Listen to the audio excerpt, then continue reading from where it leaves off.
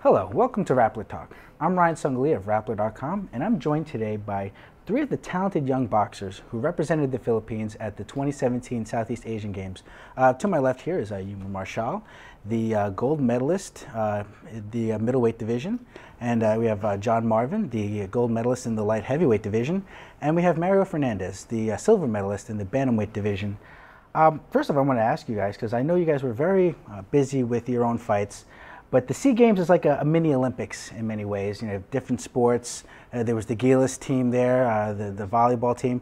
Did you guys get to see any other athletes there and go to any of the other events?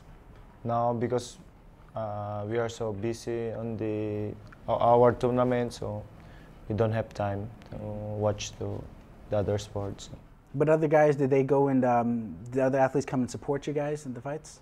Yes. Yeah, there was a few. I didn't really notice much, but I'm sure there was quite a few Filipinos in the crowd, like supporting us at ringside. Mm-hmm.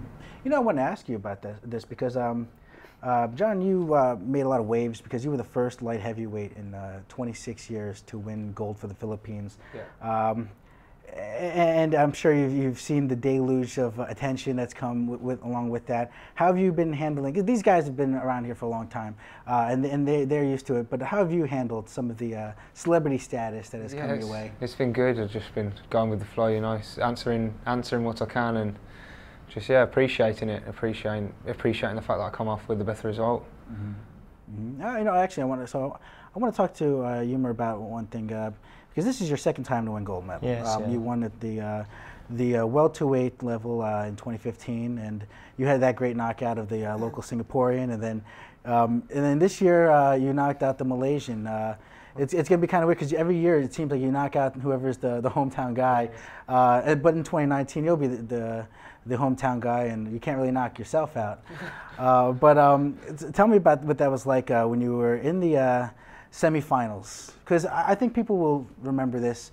The first fight in the light flyweight division, this was the quarterfinals. Your teammate Carlo Paalam, he lost what I thought was an atrocious decision, and then you're about to fight the Malaysian. What was your mindset going into there when you're thinking, oh, I hope this doesn't happen to me also, right?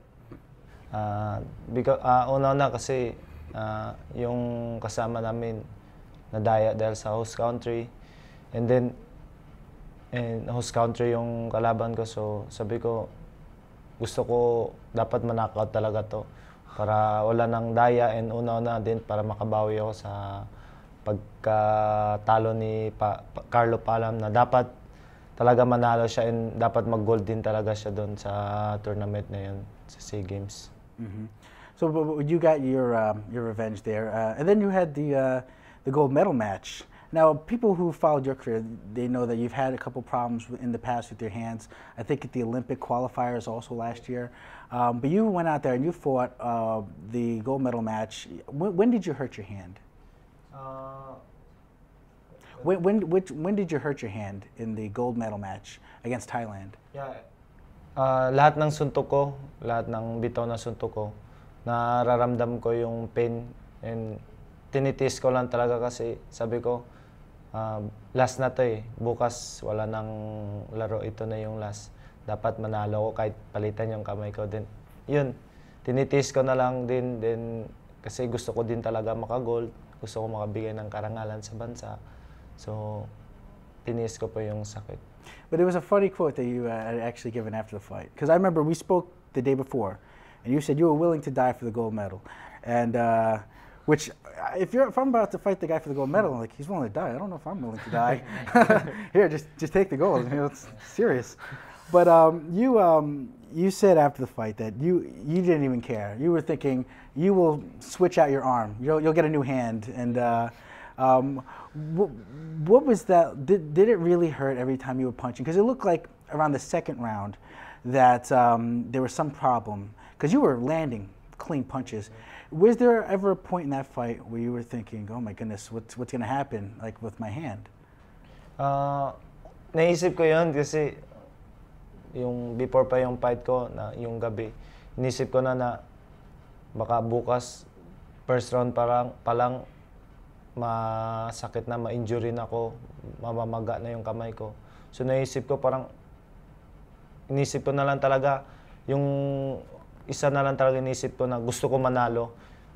Bahala na ako kahit sobrang sakit siya, susuntukin ko pa rin kasi yung opportunity, sayang yung opportunity na karating ako ng final, din nandun ako sa final, doon ako bibitiw. So sabi ko, lahat ng ibigay ko yung best ko kahit palitan pa yung kamay ko.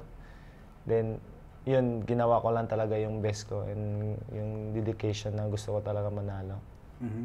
You know, John, you also had an experience fighting against the Malaysian. Well, let's take it back a little bit, actually, because, you know, we were all talking about this. This was your first time fighting for the Philippines, and there wasn't a whole lot of footage on you. People didn't know what to expect. You draw the Cambodian from Cuba, yeah. Felix Merlin Martinez. Going into that fight, what was that thought process? Because we didn't even know what the guy was like, Martinez. What was your mindset heading into the fight? Because we all know what the images in Olympic boxing of the Cubans. What were you thinking? It's just, I don't know, it's quite a mixture of mixed thoughts, to be honest. I was thinking like what was the bout going to be like. I wanted to research him and see what style he had. Obviously there was write-ups from his local paper saying he'd had 250 plus bouts, he'd been a national champion in Cuba, etc, etc, and then be a lot of people saying, oh, he's from Cuba and all the rest of it, and everyone had their mixed opinions about it. But obviously I just kept focused my mind and believed in myself and the training that we'd had with the Philippines, and just got in there and did what needed to get done. Mm-hmm. You know, I was eager to get in there and finish him. You know, because there's a saying, you know, you have a game plan, but even if you have 250 fights, once you get punched in the face, everything kind of changes. Yeah. Then you fight the 2013 gold medalist. I believe his name is Anavat Thongkrathok. Yeah. And that was like that fight could have taken place in like a Manchester bar. You know, that was just two guys throwing down, and I remember the first round. You know, you came out. You had a great game plan. You were, the guy was shorter. You were trying to walk him into the uppercuts. Yeah. But then it seemed like you were like, okay, you know what? I want to fight. You know, and then everything went out the window, and you just started brawling. There were two knockdowns in that second round. They only scored one of them. Yeah. But I think even the first one, you hit him with the right hand, and then the guy kind of falls back. Yeah. I don't think the referee even knew it was a knockdown until he saw the guy do the dipsy doodle. Yeah, yeah. You know, he was doing the whip nay nay on him, and then they started to count. And then you hit it with the other hand at the bell. It was a knockdown. What was that fight like? He was tough. He was relentless. He just kept coming. You know, he was a tough guy, and he was game. Yeah. You know, he was game, really game, and he wanted it just as bad as I did. You know, but I wanted it more. Yeah. You know, I kept thinking in the rounds like I'm losing it. I'm losing. So I just had to keep on top of it and keep pushing hard. You know, but thanks to the training with the Philippine boxing team, you know, we can push beyond those levels. You know, like sparring with Felix as well. Just going through the gears and just keep constantly punching till death. Because I remember, like another chance to die. We always when we start our sparring, another chance to die. Every time. I imagine after you guys sparring together, I must have going into the SEA Games like I'm ready for anything. You know, you guys must have been killing each other, huh? Yeah. Think about it. You think about it before you get in there, don't you? Before you get in the ring, you think of the training that you've had, the sparring that you've had, how tough it's been, all of it.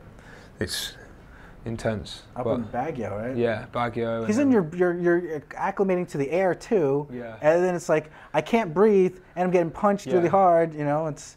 I imagine the mental conditioning part of that as well you must have been ready already. Yeah, you prepare beyond like they push you beyond the limits. You know, like our coaches. You know, they say like obviously our opponents are training harder, but they're going to push us even harder, you know. Yeah. They're going to be getting, like, they'll be pushed, they'll be tough, but we're going to get trained and made tougher, you know. And that's why we came out on top. You know, I want to ask you about the gold medal match now, because you fought the Malaysian. And to my eye, this was the one guy from Malaysia who was winning his fights without any controversy. Yeah. But then it was it was interesting because, he had the crowd behind him, obviously. Yeah. I messaged you on Facebook afterwards. I said it looked like it was a punch mitt session, but he forgot his mitts, and he just punched him in the face instead. Because it's very rare at that level that you'll see a guy just get hit so many times in the face by a big man. It was a very appropriate stoppage. It was some real savagery. Tell me what was going into your mind. First off, you're fighting the host country guy. It's a gold medal match. You never know what's going to happen. No. Was that your plan to just jump out there and just blitz him? Yeah, like I obviously watched him before. I'd watched him. He'd boxed, I think it was Singapore or Indonesia before, and I'd watched that bout countless times, and I'd seen his stance, I'd seen his style, seen where he made mistakes, where he let his guard go, when he threw certain punches, like what way he moved, how he moved after he threw his shot, which, you know what I mean, just studied him. Yeah.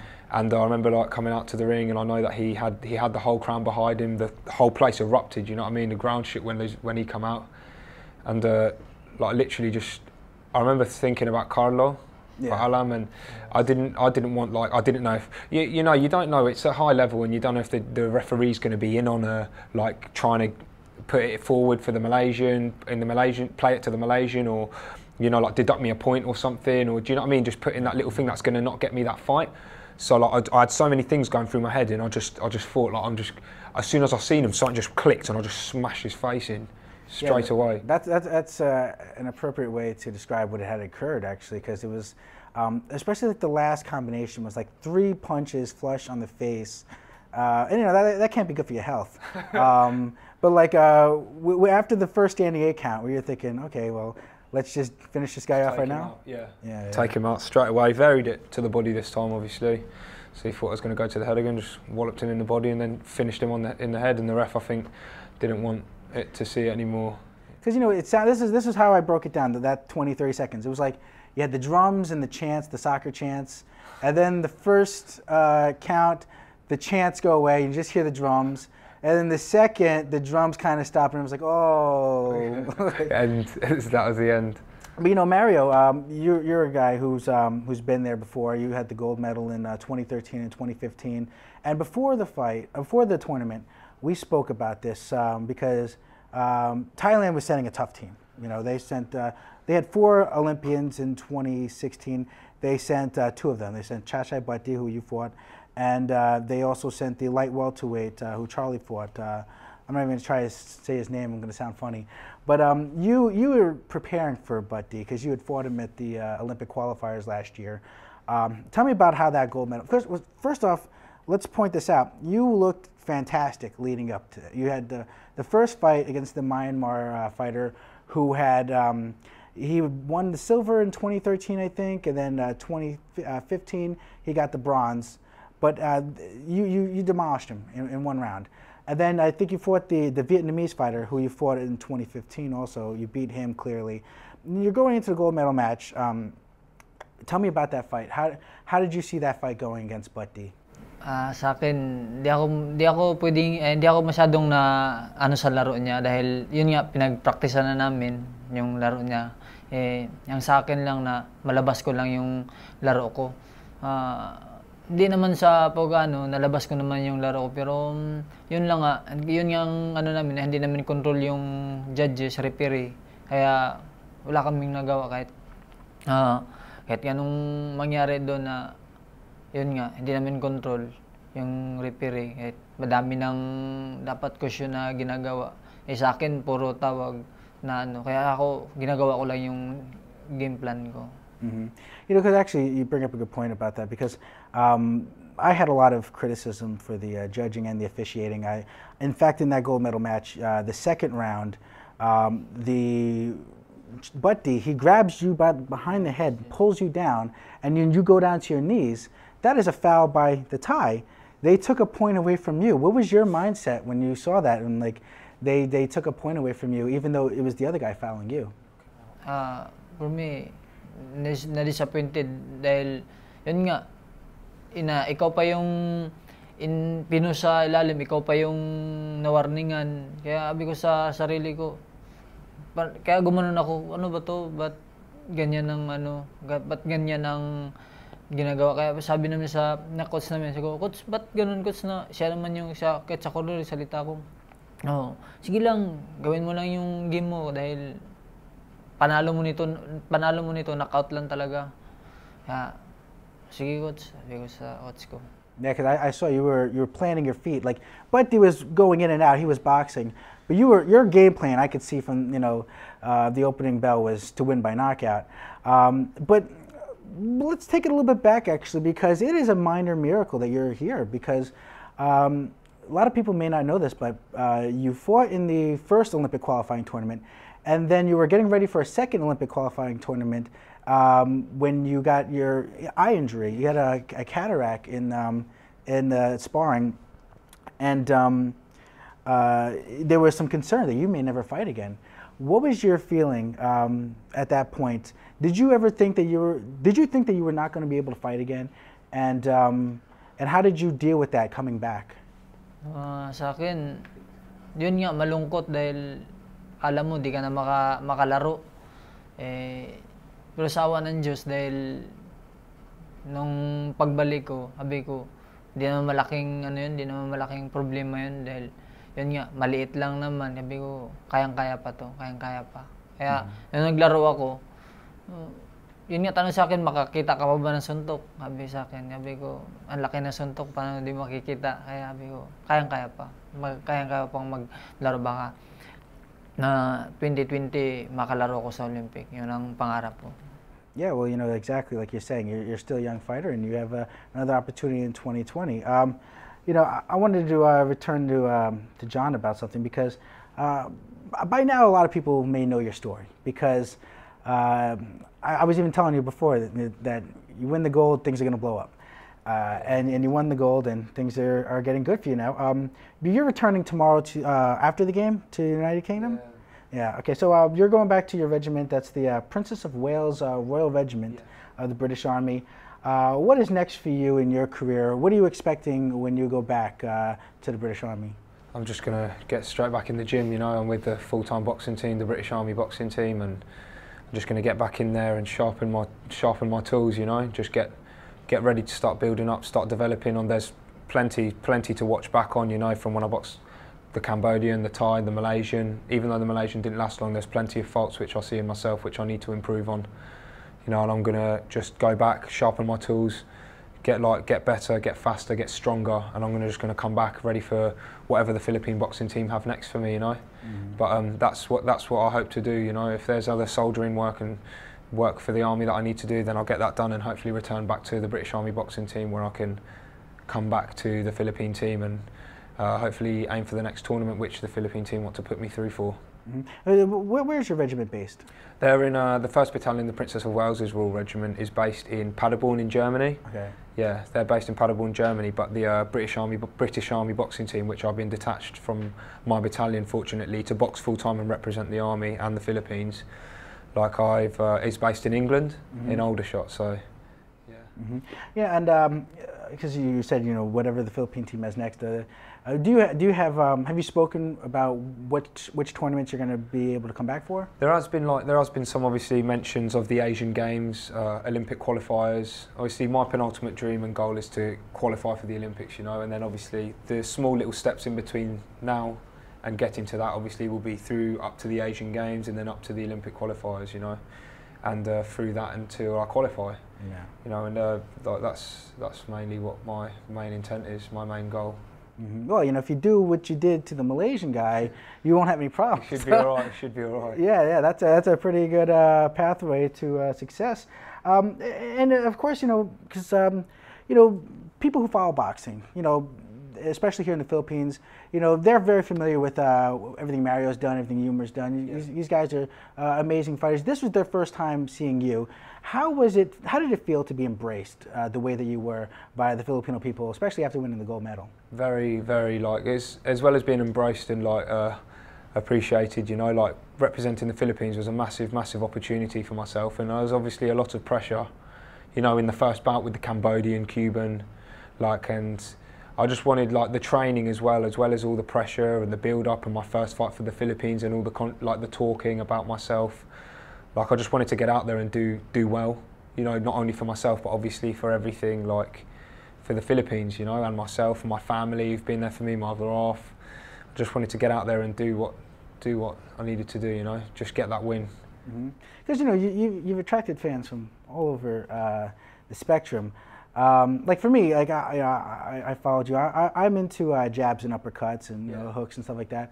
Other people found other things that they've appreciated about you. I'm sure you've seen some of the stories like top SEA Games hunks. You know, like how have you dealt with that? Because I don't imagine it's you get so many of those headlines back home, huh? No, it's just I'm like, if they want to say that sort of stuff about me, I'm not one to say anything about it. You know, I'm appreciative for what people have to say as long as it's all positive stuff. Yeah. And I'm just thankful for all the support that all the Philippines throughout the whole world has given me. You know, England, Philippines. I'm just very thankful. Mario, tell me about you're going back to Bukidnon. You told me before that you're going to go back to province. What are you going to do to celebrate and rest after this tournament? First thing, I spend my time with my family, relax, and hindi mo na mag-isip ng boxing dahil nasa ano ka, pagbalik na, yun na naman, boxing na naman yun. Yeah. And John, yeah, I know you just you went out of town to celebrate a little bit. How was your celebration with your gold medal? And of course your family. What do you mean my rest? Like, yeah, it's lovely. It's nice to just finally, you know, the hard work's done. I feel like I earned it, you know. I feel like I proper earned it, you know, because the training, the build-up, being with the guys, you know, we went to China, Baguio, Manila, you know, we've been through a lot. And then obviously getting through the games and coming out with the results that we did. It's just nice to finally, like, relax and no more punching, no more smashing faces. Yeah. You know, and just lay down and relax. It's nice. Yeah. Spend time with my family. It must be nice also to connect to some of your roots, because I know you told me you'd come to the Philippines before when you were young, but now you're here, you're older, you can enjoy things more, and of course, I guess it always feels good when after you've won a big tournament to take things in. But like, how have you felt about getting to reconnect with some of your roots here in the Philippines? Yeah, it's been nice. Obviously, I haven't seen them for years, like since I went to school in Pampanga and Cavite. You know, like it's been a long time, and I've like seeing and reconnecting with my ate, like my uncles.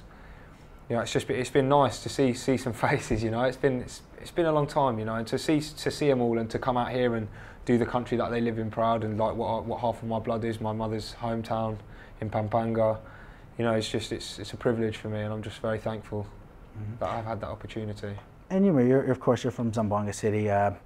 When are you going back to the province, and what do you plan to do to celebrate and rest? Siguro next week, then mag-spend time sa pamilya, then pagbalik sa Manila, ipa-check up ko yung kamay ko para pagbalik naman sa training. So 100% na naman ulit na maka-training ng maayos. So sana maka-relax din, makalimutan din minsan yung mawala din kahit saglit sa isip yung boxing, kasi buong taon boxing yung nasa isip namin eh. Isip yung mga laro. So and then bali ka 4 tournament ko na to, SEA Games. May mga previous tournament ako. So gusto ko ma-relax muna, mag-relax. Are they going to do surgery, or what's going to happen with your hand? Yeah, maybe MRI or something, maybe injection. Metal hand. Yeah. Or they'll just change a new one to put like a robot on. Yeah, if nice. Like Full Metal Alchemist. Change this. Oh, it's okay. Yeah. As long as it doesn't break again. You know, I wonder also, because you know, what's great is that the SEA Games, it brings a lot of attention to the boxers, and the reality is I think you guys should receive more attention like year-round, because what you guys do in terms of bringing gold medals and really bringing pride to your country, it's an amazing thing. I want to ask each one of you guys, because we talked about the Asian Games is the next big tournament. That's next year. And the tournaments are few and far between, and there's not a whole lot of TV coverage otherwise. What suggestion can you guys give to bring more attention to Olympic-style boxing? They don't call it amateur boxing anymore, but Olympic-style open boxing to get more recognition and more visibility. Yeah.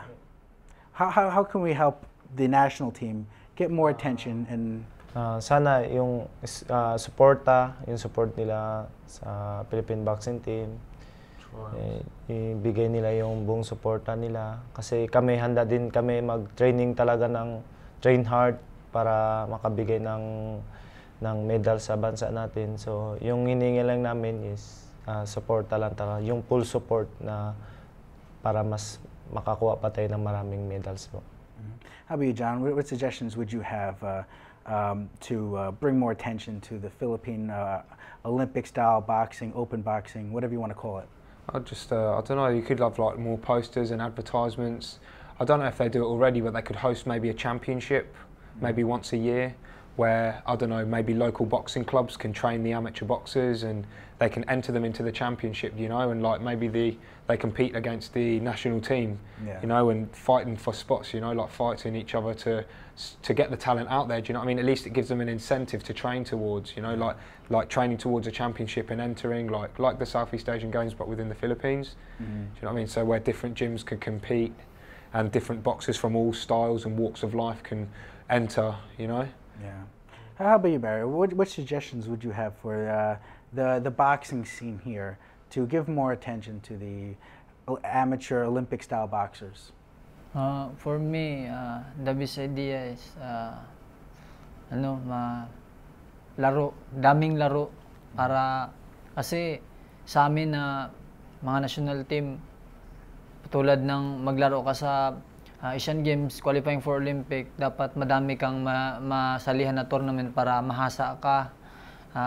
Yung suporta, mga dapat ipul na nila dahil nandyan kami mga atleta na handa namin ibos yung training namin para hindi din namin sayangin yung suporta nila dahil alam naming binigay din nilang lahat, kaya ibigay din namin ng lahat.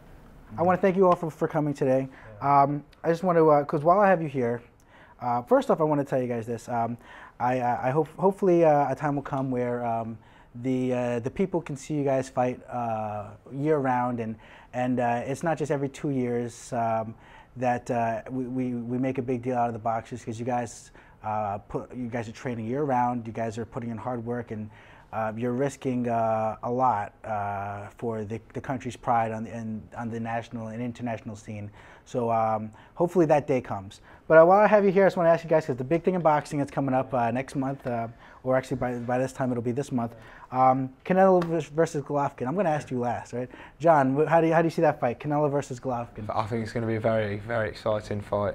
I can't really put it on anyone, you know. Different boxers have many different strengths. Like Canelo likes to punch in bunches. He's strong. Like Golovkin, he's like a mule. He hits hard. You know, he's very strong. It's going to be a very, very entertaining, very interesting fight, and may the best man win. It's going to go down to, I think they're both physically fit. They're both fast. They're both strong. It's going to go down to the best man who's got the biggest heart, who wants it the most. Mm-hmm. How about you, Mario? Who are you picking? Golovkin versus Canelo. Also, Golovkin. Yeah, Golovkin, because I know Golovkin is very strong. Yeah. Mm-hmm. Malakas na suntok, right? How about you? Before I'm said what would Golovkin or just want, you know, I just want to say, you know, the attention, how to make attention. Gusto ko yung dapat mag-focus din siya sa mga grassroots para maka-produce ng magaling na boksingero. So mas marami yung chance na mas makakuha ng medal sa Olympic, Asian Games o SEA Games. So dapat mag-focus din sila sa mga province na mahihirap pero may mga magagaling na boksingero na pwede din magbigay ng karangalan. So hopefully, yeah.